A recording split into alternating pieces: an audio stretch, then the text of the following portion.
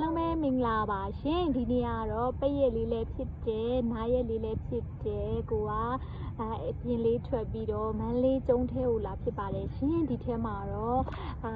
ရာသီဥတုကလည်းစိမ့်လန်းဆူပြေးပြီးတော့မြက်တွေရောအပင်တွေရောပန်းပင်တွေရောတတရရလန်းလန်းဆန်းဆန်းဖြစ်နေပါတယ်ရှင်တခါတလေပေါ့နော်ကိုရီးယားအလုပ်ထဲမှာပဲအမြဲတမ်းအလုပ်ဆိုတော့လေစိတ်